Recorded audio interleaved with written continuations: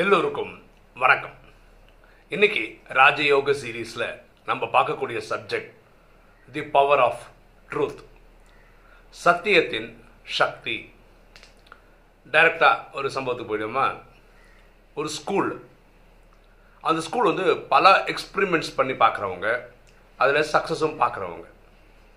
ஒரு நாள் அந்த ஸ்கூல் பிரின்சிபல் ஒரு 3 டீச்சர்ஸை வர வைக்கிறாங்க. அந்த 3 டீச்சர்ஸ் கிட்ட சொல்கிறாங்க, ஒரு குட் நியூஸ் சொல்ல போகிறேன் உங்களுக்கு.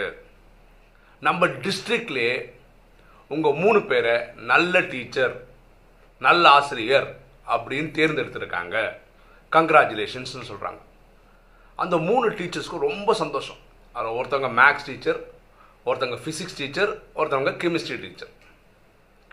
அந்த பிரின்சிபல் மேடம் சொல்கிறாங்க, உங்களுக்கு இந்த கேலண்டர் இயர் முடியும் போது டிஸ்ட்ரிக்ட் லெவலில் உங்களுக்கு பரிசளிப்பு விழா நடக்கும்.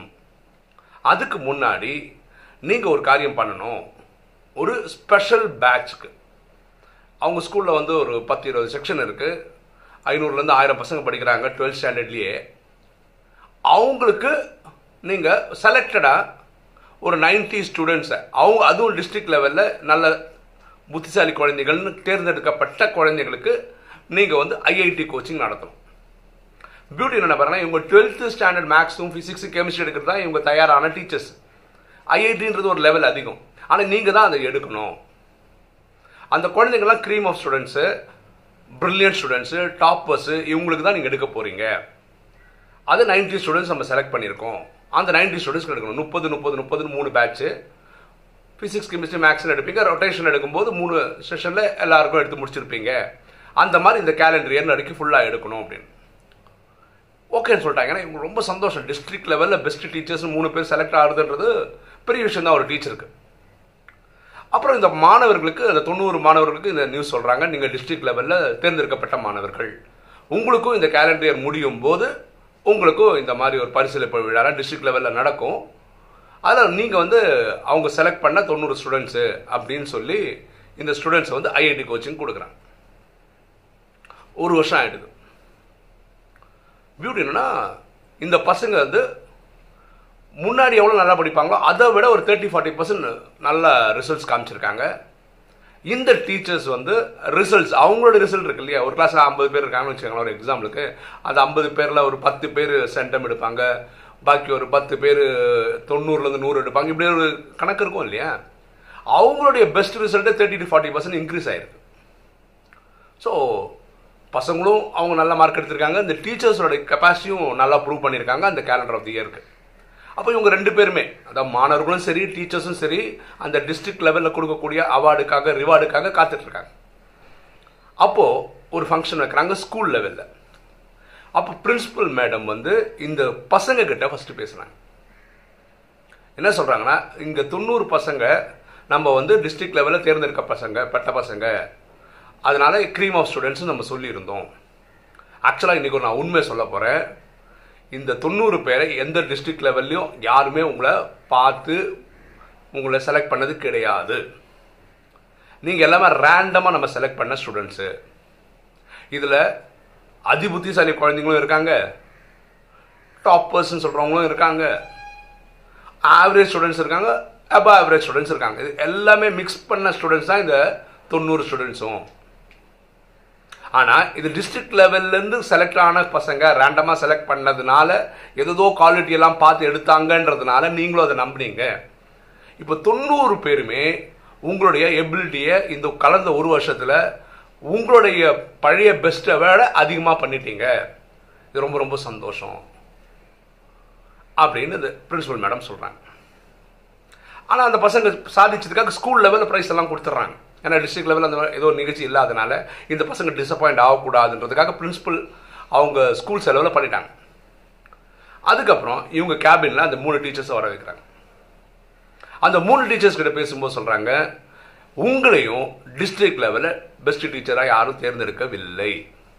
நீங்கள் ஆஹா ஓஹோ டீச்சிங் பண்ணுற டீச்சர்ஸ்னு யாரும் ப்ரூவ் பண்ணலை. நீங்களும் ஆவரேஜ், அபவ் ஆவரேஜ், இல்லை நல்லா எடுக்கிற டீச்சர்ஸ், அவ்வளோதான். ஆஹா ஓஹோன்ற அதெல்லாம் கிடையாது. இது உங்களையும் நாங்கள் ரேண்டமாக தான் பிக்கப் பண்ணோம். கம்மியாக இருக்கீங்க அதிகமாக இருக்கீங்கன்றதுக்காக எடுக்கலை. ஆனால் நீங்கள் என்ன பண்ணியிருக்கீங்கன்னா, இத்தனை வருஷம் டீச்சராக இருந்தால் கூட ஐஐடி லெவல் ட்ரை பண்ணி பார்த்தது இல்லை. ஆனால் டிஸ்ட்ரிக்ட் லெவல் ப்ரைஸ் கிடைக்கும்ன்றதுனால நீங்கள் ஒவ்வொருத்தரும் ஐஐடி லெவல் ஃபிசிக்ஸ், கெமிஸ்ட்ரி, மேக்ஸ்னு அவங்க சப்ஜெக்டில் முன்னேறி காமிச்சிருக்கீங்க. உங்களுக்கும் வாழ்த்துக்கள்னு சொல்லிட்டு அவங்களுக்கும் கிஃப்ட் எல்லாம் கொடுக்குறாங்க. இப்போ நீங்கள் கேட்கலாம், பவர் ஆஃப் ட்ரூத்னு டைட்டில் வச்சுக்கிட்டு, சத்தியத்தின் சக்தின்னு ஒரு டைட்டில் வச்சுக்கிட்டு, ஒரு பிரின்சிபல் மேடம் பொய் சொல்லி ரிசல்ட் கொண்டு வர்றது எந்த அளவுக்கு கரெக்டுன்னு நீங்கள் கேட்கலாம். ஒரு நல்ல விஷயத்துக்காக ஒரு பொய்யை சொன்னா கூட அந்த பொய்யை 30 to 40% ரிசல்ட் பாசிட்டிவாக கொடுக்க முடியுமா? இருந்தால் ஒரு நல்ல விஷயத்துக்கு சத்தியம் சொல்றதும் அந்த சத்தியத்தை கடைபிடிச்சா 100க்கு 100% ரிசல்ட் வரும். ஏன்னா நம்ம பண்ற காரியம் நல்ல காரியம். இன்னைக்கு அதுதான் பரமாத்மா சொல்றார். ராஜயோகத்தில் பரமாத்மா என்ன சொல்றாருன்னா, நான் சொல்ற வழியை கடைபிடிங்க, ஸ்ரீமத்தை கடைபிடிங்க. ஸ்ரீனா உயர்ந்த, மத்துனா வழி. ரொம்ப சிம்பிளான விஷயம் தான் சொல்றாரு. எண்ணம், சொல், செயல் மூலமா யாரையும் காயப்படுத்தாதீர்கள்.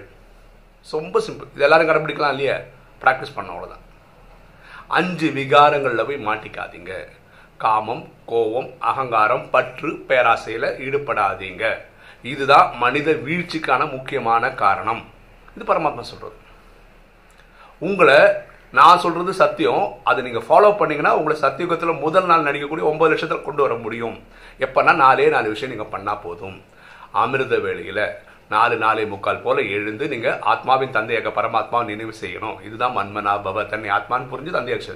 அப்படி செய்யும் போது உங்க 63 ஜென்மமா பக்தி காலகட்டங்களில் துவாபர கலியுகத்தில் துவாபரத்தில் 21 பிரிவி, கலியில 42 பிரிவு, மொத்தமாக கூட்டினா 63 பிரிவு நீங்க செய்த பாவம் எரிக்கப்படும்.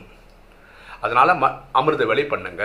அன்னன்னைக்கு பரமாத்மா சொல்லக்கூடிய உயர்ந்த ஞானம் இருக்கு இல்லையா, வாணின்னு சொல்லி 4 பக்கத்துக்கு A4 சைஸ்க்கு படிக்கிறோம்.